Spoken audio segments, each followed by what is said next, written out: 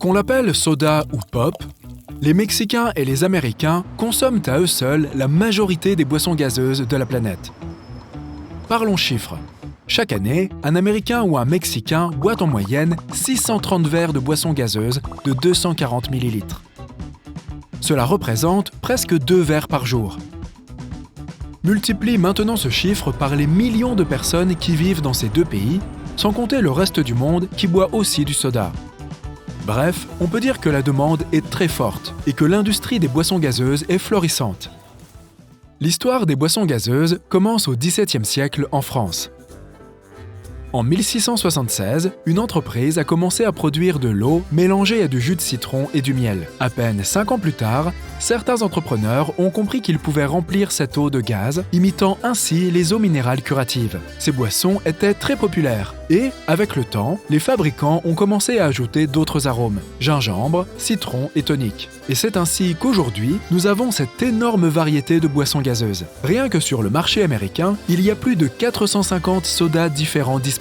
Maintenant, monte à bord. Nous allons te montrer comment sont fabriquées les boissons gazeuses. Au fait, as-tu remarqué que les sodas en canette et en bouteille n'ont pas le même goût? Nous avons aussi l'explication. En général, il n'y a que 3 ingrédients clés dans toute boisson gazeuse. De l'eau, du sirop de sucre et du dioxyde de carbone. La différence entre les boissons gazeuses réside dans le sirop, dans ses ingrédients et ses proportions. Il existe différents types de sucre utilisés dans la production des sodas. L'un d'eux est le fructose, et il signifie essentiellement sucre de fruits. De nombreux fruits et légumes, ainsi que le miel, en contiennent naturellement. Mais il peut aussi être produit spécifiquement pour un usage commercial, en cultivant la canne à sucre, la betterave et le maïs. Ces produits sont particulièrement riches en fructose. Un autre type de sucre couramment utilisé dans les boissons gazeuses est le saccharose. Le saccharose est un joli nom scientifique pour le sucre que nous connaissons tous. Il est composé d'une molécule de fructose et d'une molécule de glucose.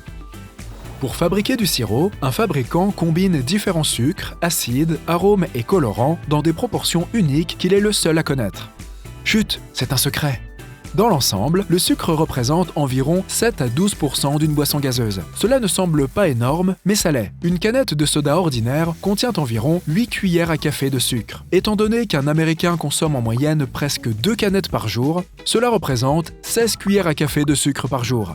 Cela peut conduire à l'obésité, au carie et à de nombreux autres problèmes de santé. Le problème principal d'une boisson gazeuse est donc le sucre. De nos jours, il existe de nombreuses boissons gazeuses sans sucre. Mais alors, qu'est-ce qui rend leur goût sucré? Les édulcorants artificiels. Les premières boissons gazeuses light sont apparues dans les années 50. Elles ciblaient les personnes ayant des problèmes de santé. Aujourd'hui, elles sont devenues très populaires. Ces boissons ont un goût aussi sucré que les sodas ordinaires, mais elles ne contiennent ni sucre ni calories. Pourtant, les scientifiques affirment que cela ne les rend pas beaucoup plus saines.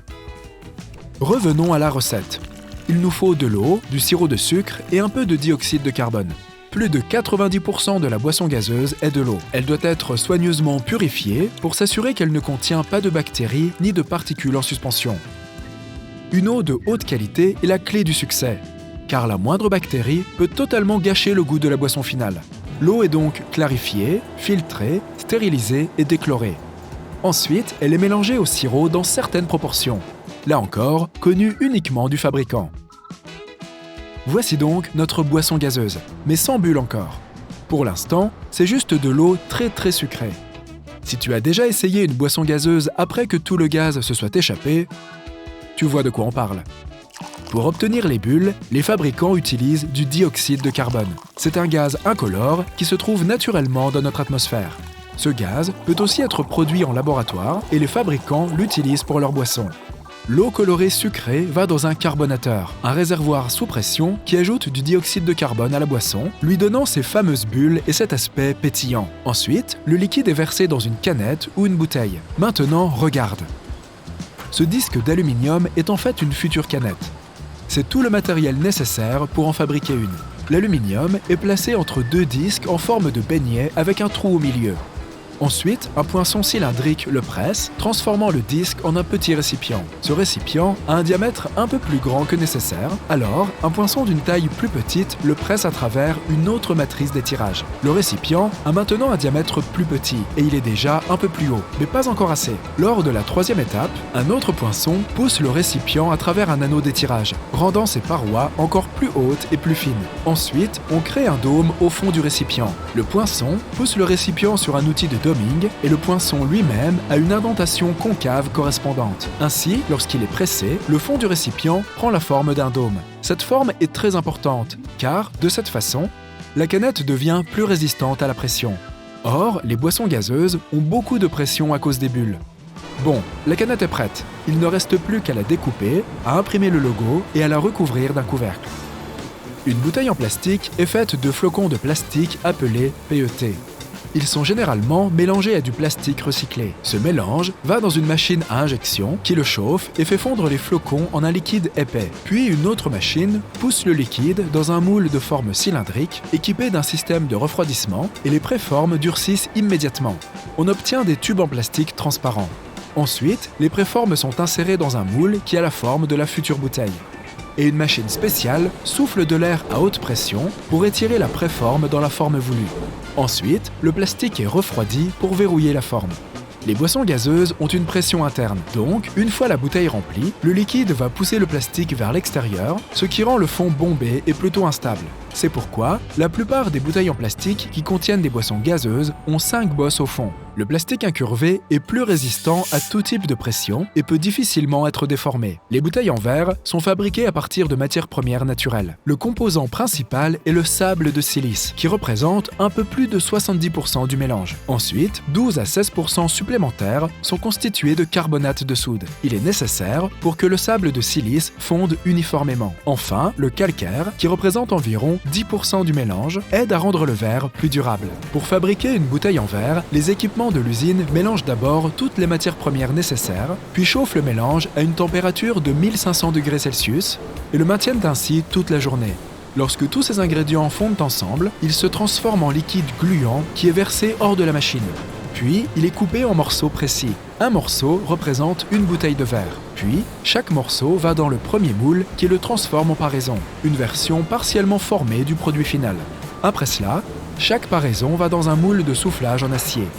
Là, la paraison est à nouveau chauffée et l'équipement souffle de l'air comprimé à l'intérieur, étirant le verre jusqu'à sa forme finale. Maintenant, la bouteille est presque prête. En sortant, elle passe à travers des flammes. Enfin, petit à petit, les machines refroidissent la bouteille et elle est prête à être utilisée. Avant d'être remplie de soda, la bouteille doit être nettoyée, même si elle vient d'être fabriquée. Une grosse machine saisit chaque bouteille, la retourne et la rince à l'eau. Ensuite, la bouteille est emportée plus loin pour être remplie. Tout cela est fait pour s'assurer que les bouteilles sont absolument propres et qu'il n'y a pas de bactéries qui pourraient gâcher la saveur de la boisson. Enfin, les bouteilles sont remplies du liquide, bouchées et prêtes à voyager vers les différents points de vente. Maintenant, revenons à notre question principale. Pourquoi le goût du soda en canette est-il différent de celui du soda en bouteille? La clé se trouve dans le matériau utilisé pour produire les canettes et les bouteilles. Une canette est faite d'aluminium et possède une doublure en polymère. Cette doublure peut absorber une partie du goût du soda, ce qui le modifie un peu. De plus, certaines personnes sont simplement plus sensibles au goût et peuvent ressentir un arrière-goût métallique lorsqu'elles boivent dans une canette. Ce n'est pas le liquide, c'est le goût de la canette que tu touches avec tes lèvres.